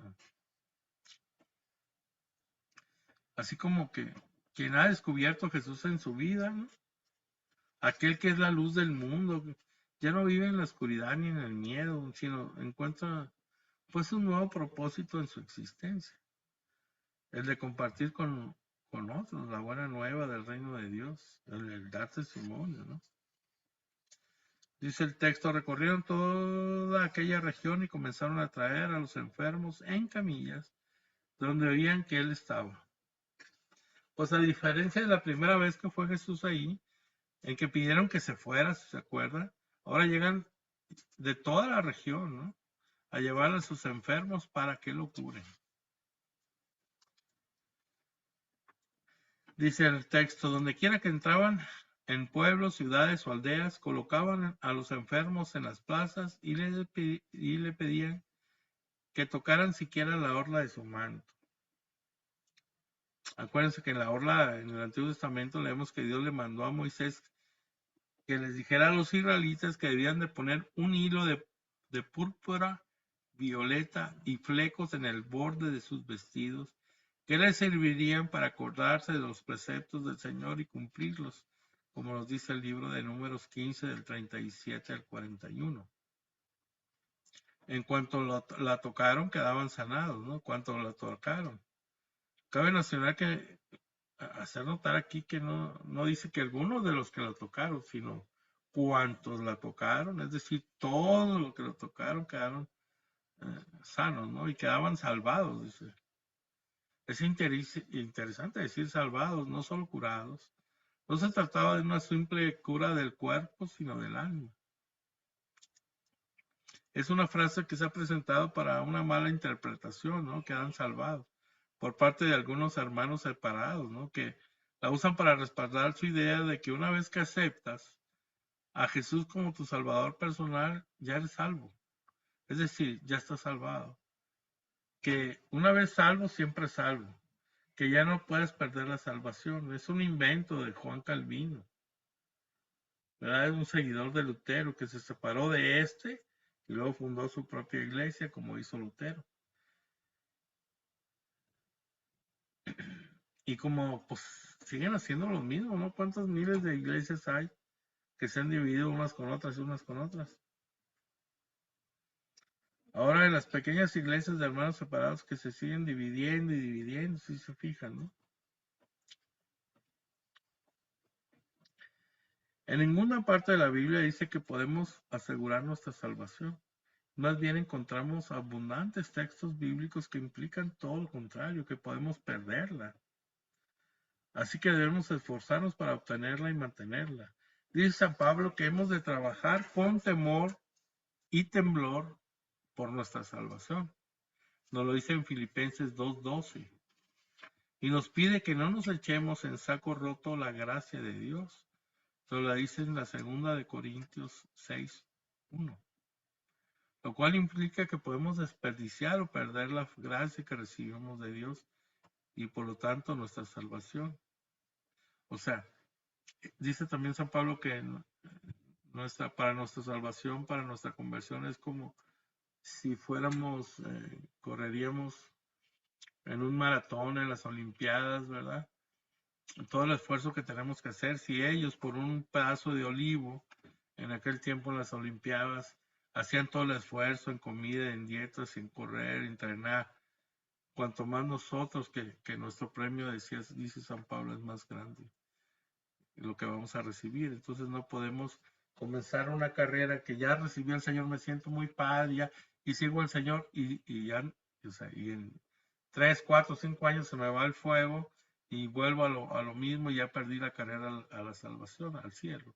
Entonces tenemos que, dice que guardar nuestras fuerzas para cuidar nuestro rendimiento en toda nuestra vida, para el día que nos toque morirnos en nuestra vida, podamos llegar al cielo, a nuestra meta final, ¿no? Y si ellos hacen ese esfuerzo, nosotros imagínense el esfuerzo que tenemos que hacer para lograr la meta de nosotros, que es el cielo. Entonces aquí tenemos que preguntarnos cada uno de nosotros si también yo estoy dando tal testimonio de que de lo que Jesús ha hecho en mi vida, que otros anhelen conocerlo, acercarse a Él por medio de mi testimonio. O sea, ¿qué estamos haciendo nosotros? La salvación no consiste solo en ver o tocar a Jesús, sino en estar dispuesto a seguirlo, a obedecerlo, y en ese sentido, nadie en este mundo puede creerse salvo. Debe empezar cada día, esforzarse cada día y aceptar que nosotros somos tan débiles que no podemos hacerlo solos, que necesitamos de Él, de su fuerza, de su amor, de su gracia para estar en su caminar. Él es el camino, el único camino, el estrecho, Él es Jesús. Y entre más cosas llevemos que nos hagan más grandes, como el orgullo, la soberbia, entre más grandes seamos y no disminuyamos a nosotros mismos, pues no podemos entrar por ese camino estrecho. Ese camino estrecho se hace ligerito, sin tanta grandeza, sin tanto orgullo, soberbia, egoísmo, vanidad. Todo lo que traemos crecido en nosotros mismos no nos permite entrar en ese camino estrecho, pero que nos lleva a la vida eterna, que nos lleva al Señor, y es el único camino, no hay más. Pues esta es la clase de hoy, queridos hermanos. No sé, medio carrereado, creo que comenzamos demasiado tarde. No llegan, ¿verdad, Raúl? Y a tiempo, no sé qué les ha parecido, que no me alcanzó ni el tiempo, ya me pasé. Vamos a darle gracias al Señor y si quieren luego podemos comentar algo, ¿ok? En nombre del Padre, del Hijo, del Espíritu Santo, amén. Pues Señor, te damos gracias. Te damos gracias, Señor, porque pues eres bueno, misericordioso, precioso, amoroso, tierno. Gracias, Señor. Gracias porque eres nuestro Dios, Señor, nuestro Salvador, nuestro único Dios.